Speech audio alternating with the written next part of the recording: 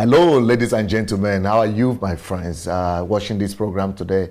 Thank you for deciding to watch this program. We're greeting you from Kyiv, Ukraine. My name is Sandey Adelaja. I'm the senior pastor of the Embassy of God Church here in Kyiv, Ukraine. But also, I'm the patron and the president of the History Makers Bible School in England, in London, and of course in Germany, France, and New York. But we want to focus on the history makers in London right now. I have some people here with me in Kyiv, and we want to, who are graduates of the Bible school. And I want to talk to them just for you to get to know more about what we're doing and what the Bible school is about. And we want to convince you today that you need to enroll in that Bible school. The good thing about this Bible school is that you really don't need to get some time off your regular duties or go off the school or job to go to the Bible school. This Bible school is unique in the sense that you only need to come once a month to the class. Once a month, 1 day a month. You need just 1 day in a month, one Saturday in a month, from morning till evening, but it's going to be enough for you to get all what you need for your life to be transformed. So please call as many people as you could right now, and let's get to discover more about the History Makers Bible School. And today I have with me brother and Pastor Benga. How are you doing today? I'm very well, thank you. And we have Sister Funke Daudu. Bless you. Thank you very much. Now, how did you get to know about Pastor Sandey and this funny and strange guy? Okay, I got to know about Pastor Sandey through another pastor who had been a mentor and elder brother, friend of mine. I had worked closely with this pastor for many years, and one thing that struck me... Who is that pastor, by the way? It's Pastor Tony Rapu. Oh, Tony Rapu back in Lagos? Yes, sir. So one thing that struck me was he was full of a lot of admiration and a lot of respect for Pastor Sandey Adelaja. As I said, having worked with him closely for a long time, I hadn't really had him say that much, or I hadn't really had or witnessed him respect somebody, another man of God, you know, the way he was having this respect for Pastor Sandey. So once he came to England, early 2005, and then he was saying to me, oh, I'm going to Ukraine for the anniversary, which was coming up in, I think, March, April of that year. And he said, if you are able to, it will be good if you come with me. So I came with him, I met Pastor Sandey, and the rest, as they say, is history. That's how you got to know about Pastor Sandey? That's how I got to know about Pastor. Now, how did you get to know about the school? Yes, it's a long process. You know, I first of all went through a lot of emotions, because when I came to the Embassy of God, the anniversary, I realized a lot of things that I had, you know, held in high regard, or things that I believed on or believed in were not quite, you know, the right, or the, you know, it wasn't the best or the ideal or optimal way of Christianity. So I went through an experience where I actually felt like I got born again a second time. And you'd been a Christian how long for this time? I had been a Christian for about more than 10 years. At that point? Yes, at that point. So you are already a minister in your own class? Yes, I was especially, you know, strong in the area of praying and intercession, in prophetic, the prophetic, and, you know, a few other gifts of the Spirit. So, but that was more about the gifts and the operation of the Spirit rather than the character. I started to discover that character is much more important, because there is a scripture that says that when there are tongues or prophecies or whatever it is, they will fail. He said, but love abides, and love is a manifestation of character. So that's one of the first things I encountered in the person of Pastor Sandey, in the atmosphere, in the, you know, the quality of the Christians, his followers and his servants that I met. And it really challenged me, and I realized that I had to rededicate my life to Christ. By all the over word again. servants, you are referring to the term that the Queen of Sheba used for Yes, Solomon, for because I don't really have servants, really. Yes, for Solomon, yes, because that's exactly what I felt, because I just came from a distant place, and I came because I heard so much about the man of God from another man of God, and I came there, and like the Queen of Sheba, I realized that if I can access or approach this kind of privilege, maturity, yeah. yes, I realize that those who stand continually before the king, like in Solomon's case now, I'm using the metaphor now, the servants who stand before the king are really blessed. They are happy. I think how it goes there is that the men that stand continually before the king are blessed.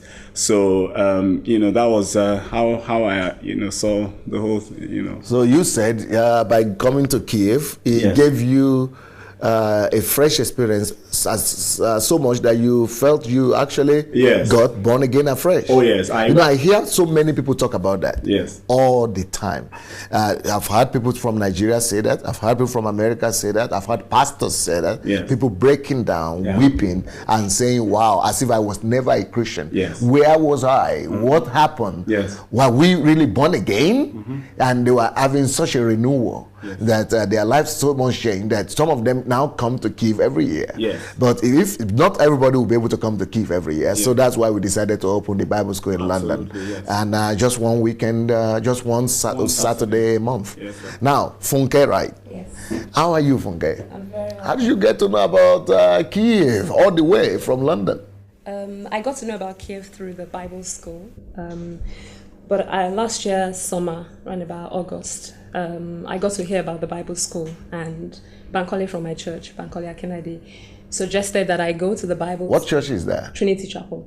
That is Redeemed. Yeah, it's part of the Redeemed Church movement. of God. And that was how I found out about the Bible school, and through the Bible school, I found out about coming to Kiev.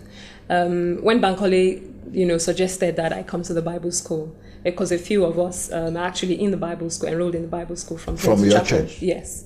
My first impression was I don't want to go to a Bible school, because Alright. I felt I was going to learn about theology, and I just felt, look, I'm a The practical. stereotype about Bible school is quite negative. I've never been to Bible school, but I've always seen it as you would just go and study Bible, or it's theological. And I felt, no, I'm a practical person. I want to practicalize my Christianity. So I thought, no, that's really not for me. But he said, look, Funke, this is different. This is a different kind of Bible school. So I guess he must have done some kind of investigation, and he's done some kind of research. So I said, okay, I'll enroll. But coming to the Bible school for me was really transformational. I mean, even though I have heard, because the mission statement of Trinity Chapel is developing leaders, influencing society. And I've always heard that, we need to be a light in the political sphere, in education, in music, in arts. But I've never really had the understanding of how to communicate my Christianity, in such a way that I can truly be a light in those spheres. But coming for the very first time to the Bible school really opened my eyes to see that. Of course, I came to a point where I realized that, what have I been doing in church? And you've been born again since when? I mean, for how many years by then? I've been born again for 13 years. At that point? At that point. And I felt, this is real influence. This is really influencing society. And for me, So you were wondering, where was I all these years, all these 13 years in Christianity, and I never knew something like this was existing on the face of the earth, that Christianity could be so practical. Yes. Now, that means there are several other people, maybe millions of Christians and thousands of Christians in the city of London and all over Britain, that are right now in that same position you used to be just last year, 1 year ago. They think everything is great. They're going to church, having great time, they have great church, great pastors, they are ministers, pastors, and they never even thought about it, that they could be missing out on something. Yes. What will you tell those kind of people? First of all, what I would say to them is, the first thing is to enroll, to come to the Bible school, not because they're coming to learn something they already know, even if they already know it. I think the advantage of coming to the Bible school is you are taught, the people who take the sessions are actually people who have, they are living in the reality of what influence means in the community. They don't just communicate that information to you, they are living it. They are, it's practical. They take you through, the steps of how to get there, of how to do it. And not just that, I think one of the sessions that I think is so impactful for me personally is the relationship between the state and the government. Now, in the society within the UK, it's like the church has to be on one side and the government has to be on another side. But, we have to work hand in hand. We actually have to be the solution providers. And, there was a demonstration about how that relationship can be so intact, so much that we are influenced. The Bible calls us that we are salt and light. And it says that, when we light a light, we do not put it under the bushel. So for me, it's like looking at that and looking at the practicality of how, as a Christian, I can influence in the political sphere. I can influence within education. I can be a part of lawmakers without even, being, in government. But as a Christian, I can influence in a practical way. So the Bible school actually teaches you how to actually do that, because most Christians know that Christians have to be the salt and the light. They have to influence, but they don't know how to go about it. So what this History Makers Bible School does is giving you the how on how to make an impact in your society. Yes, very much. And it gives you a lot of, I think another thing for me, every time I come to the class, I have to go back. It's like I have to go back to, what does it mean to be a Christian? I have to keep asking myself. Serious? Because I feel as Christians, we have been given the responsibility. So your definition of Christianity and a Christian changed? It changed. And you actually said after each class, yes, you actually had to go and evaluate. So I'm thinking, what does it mean? If I'm a Christian, then if I see ills in society, rather than look at the ills and say, oh, so what do we do? And then we don't really act on it. I should take the responsibility as a believer to be God's representative, come up with solutions and do something about it. So it's not enough to say, oh, I think for me personally, I've always been thinking, okay, God will show me what I need to do, or, but it's actually about meeting people's needs. And it's not about, I have to get a revelation, or I have to get a vision, or I have to work on the gift of the Spirit. Yeah. As a believer, we already have all of that endowed unto us. It has already been imparted to us as a believer. So everything we need to succeed in influencing our society, we already have it in us. Wow. But I think it is the how. It is taking responsibility. So what would you say is the difference between the emphasis that you got from the Bible school and the emphasis of churches in England right now? Do you think the churches in England actually would need, or this would be a good complementary or addition to what is being emphasized in the churches of England right now? Yes, absolutely, because what I see is the emphasis seems to be on the gospel of salvation, which tends to focus on the man and his needs. And sooner or later, it brings about selfishness, because salvation and, a person giving his life to Christ is not about what you can get from Christ. Because somewhere, I think in Galatians, it says, I am crucified with Christ. Nevertheless, I live, yet not I, but Christ lives in me. So Christ in me is, my desire, my goal is to satisfy Christ, is to do the will of Christ. It's not to, go after my own needs and my own desires. So the Bible school is actually teaching you to be, instead of self-focused, to be kingdom-focused. Kingdom-focused, yes. So, your focus is very different. For instance, I'll use a very practical example. The way I used to pray before, I had, like I said, been an intercessor for quite a while. We used to pray certain prayers that sooner or later I discovered that those prayers were not really accurate. They were not right, because they were praying for things that God has already achieved in us. And what God was waiting for us to do is for us to go out and make a difference in our nation, to take responsibility for things that we see around us. Not like my sister was saying, not things that you have to wait to get a vision. And, yes, God will still give us vision and God will still give us prophecy, but he usually does that more, I find, when we've already taken a step. I also understood from a scripture that where he said, these signs shall follow them that believe. These signs shall follow them. So not that these signs will be sought by them who are now Christian. They will keep on going to night vigils or, prayer programs and keep seeking those signs. He said, these signs shall follow them, suggesting that we have to take a step. We have to take responsibility for our nation, for our society, for our families, and then the signs will actually follow us. So I discovered in the difference in the emphasis of the Bible school and in the life of the man of God, Pastor Sandei, because he also is a person who typifies, he exemplifies and lives his message. So, and because I have been privileged and fortunate to, have gotten close to him, I've been able to observe him on a very practical, day-to-day level. I see the way he relates to his wife, and I've been tremendously blessed. But in the churches that I've seen, and it's not just in England, because I've been to church in quite a few nations, we are so focused on how to increase our congregation, how to bring people, and it's not to just increase it so that we can show them the truth, really. It's just to,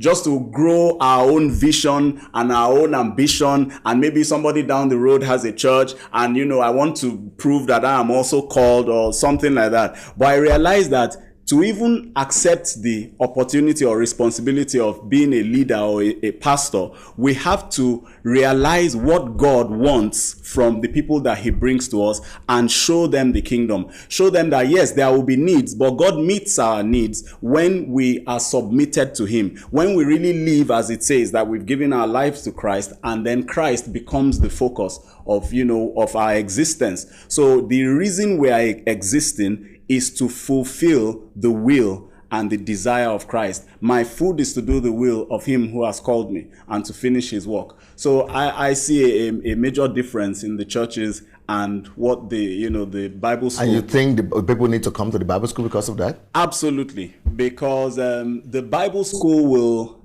enhance and push you to a dimension that you probably never realized that that existed. I really do invite and encourage you to come to the Bible school.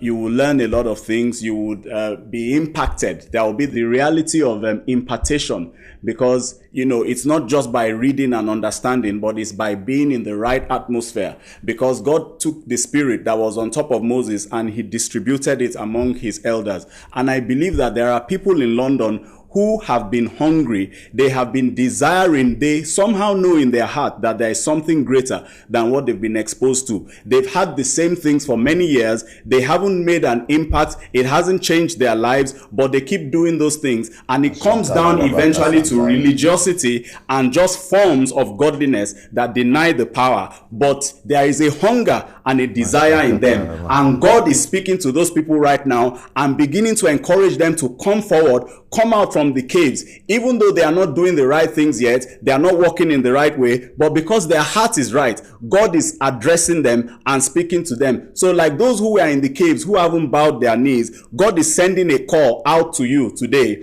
If you hear his voice, be ready to open your heart and receive him. And that which you've been looking for all these years, from the foundation of the earth, when you were born, the hunger and the craving that was never satisfied by those things you kept looking for in the wrong places, he says you should come to this place, and then you will receive that which he has for you. You will be a transformer, and as the name of this school implies, a true history maker indeed. So you are a history maker, and the world and the nation of England, Scotland, Wales, and Northern Ireland are waiting for you. You are the person that God wants to use in the nation of Great Britain. So I encourage you and I call you that you may be a blessing and be a partaker in this great outpouring that is the History Makers Bible School UK. Thank you so much, Pastor Gbenga. Now, you say it's just one Saturday a month. You can afford to sacrifice that for yourself. You can afford to invest one Saturday a month for your future. You can afford to sacrifice, actually not sacrificing, but investing one Saturday for you to become a history maker, for your Christianity to be totally transformed. Pastor Benga said it. He said that he felt like he got born again afresh when he came across these teachings in the Bible school. And Funke said the same thing as well, that she had to analyze. Actually, every time she comes back from the class, she has to come and back analyze what Christianity really means and who is a Christian in the real sense. So just one Saturday a month is to make us Bible school. Tell your friends, take your family members, and come and just get a revolutionary experience for yourself. Now, you also came to Kyiv. You are right now in Kyiv. What is that? What is your first impression, and what is that experience give you of coming to visit Kyiv? Because most people, when they think about Pastor Sandey and Kyiv, they only think about the large congregation, 20,000, 25,000 people in that church, big church, white people. Is that just the same thing you got, or you got something even deeper? Obviously, I got something a lot deeper than that. There's something that my pastor always says, that church is not for sitting, it's not for gathering, it's for scattering. Yes. When he began to say that to us in church, that, look, we are not called, this church for the next 10 years. Yes. We are not called to gather. We are called to scatter. That is very, very impactful. That's a kingdom mindset right there. That's a kingdom statement. Yes. And obviously for us, it's like, okay. And, sometimes pastor will mention our names, like, you as, you're not supposed to still be sitting or occupying the seats in the church. Yeah. That, and if we don't do something about the ills in society, nobody is going to bring the change. The church needs to take responsibility. That's right. But coming to Kyiv for me, I came in April for the anniversary, and then now, and the summer fast. Coming to Kyiv for me even opened my eyes to see the bigger dimension of what it means to be a Christian in real life. I saw ordinary people who you would probably walk past the street and you wouldn't even think they could do anything much, who were actually transforming lives of thousands. I saw people who maybe, they would come and say, I used to be a drunkard for 30 years or 15 years or whatever, but now I'm heading I opened 10 rehabilitation centers. They are leaders of leaders of leaders, and not just leaders who are sitting in church, occupying positions or occupying space, but they are leaders who are truly doing something. They are actively engaging with the community and saying, look, we are the change. Now, if we want the world to believe us as a church, and if we want them to accept the gospel, we have to begin to do something. And what I also saw is the focus is about meeting needs. Is about meeting the needs of the people in the community. I saw drug addicted people who have started rehabilitation centers for other drug addicted people. I saw people who maybe used to be prostitutes who came and said, look, now I've set up like a house for as a refuge for prostitutes. I mean, different people in different spheres. And I think what really blew my mind is also, the influence is not just, we're feeding the homeless, or these are orphanages. I saw influence in art, in culture, in media, in politics, in education. The clip that we watched, the video that we watched about the tramadol drug. Yeah. I mean, that just blew my mind. Revolutionary. Yeah. I saw the sacrifice, the commitment of the people. I saw, they had to go on a 21 days hunger strike.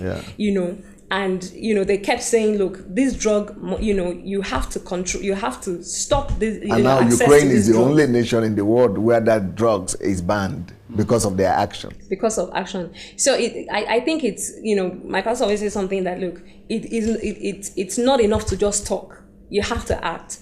But seeing the reality, I mean, I didn't just see 2 or 3 people. I saw people came in hundreds saying this is what we do. And, I heard about the city of refuge. And I'm just thinking, my God. Is it still Christianity? What kind of Christianity were we practicing? I'm just thinking. 100 cities. We are building 100 cities of refuge in this country. 100 cities. Not just one city, 100 cities in this country. And I think there was also something you said. You said, look, in Ukraine or maybe in Kyiv, you are challenging the people to buy lands. Yeah. That, I mean, the goal of the aim. We have over 100,000 acres of land now, and we want to have at least 1 million acres of land. Wow. And you said something about, 40% of the population, should be Christians. Yeah. Not just Christians that, I have a big house or I have a big car, but Christians who are really influencing, who are really impacting. And it is until we begin to, take responsibility on that level, that the world will listen to us, the state will listen to us, the government will listen to us, the politicians will listen to us. But if we sit in the four walls of the church, clapping, shouting, and it's about miracles, we won't see the difference that we want to see. And it's so bad in the UK now that, the problems that we see in society, we think it doesn't affect us. But we just need to look around and see that the schools, we send our kids to schools, so they're going to mix with other kids. Yes. So if we don't begin to engage in the education system, if we don't begin to engage in the political sphere, they will pass laws, they will make decisions that will not only affect us, directly or indirectly will affect our children.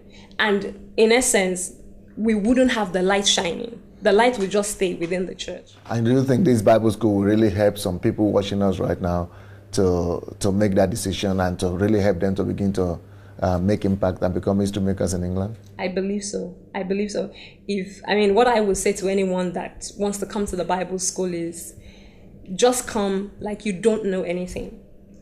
Come like you don't know anything. Yes. And just open your heart to God. Yes. And just say, Lord, as I'm coming to this Bible school, I want you to teach me. It's not just about, it's History Makers Bible School. It's also the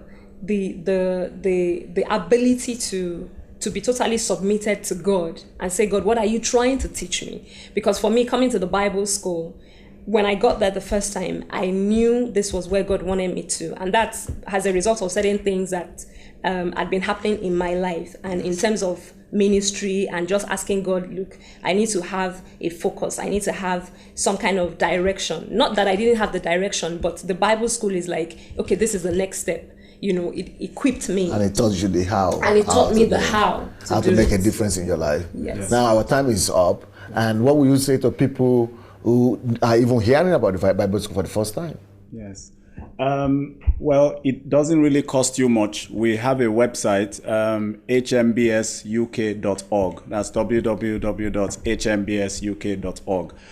Go on the website, have a look at what is available, register, and you have the opportunity to attend at least a class so you can make up your own mind. But I want to assure you and guarantee that you are taking a significant step in your destiny. You are not hearing or watching this by chance or by coincidence. God has an appointment. He has a divine time for you. And I know you must be a person who is desiring to fulfill the will of God in your life, to bring and demonstrate his kingdom to your generation. So I want to encourage you, if you are just hearing about this school for the first time, you have nothing to lose. Register and come in and see what God has for you. And I leave you with the word that God will never let you down as long as you are interested in fulfilling your destiny. And we'll see you there. Well, dear friends, it's been nice to spend this few time with you. And we're waiting for you in the History Makers Bible School. Get all the information from the screen. Give us a call. Go on the website. And we'll be happy to make you into a history maker by God's grace. May the Lord bless you.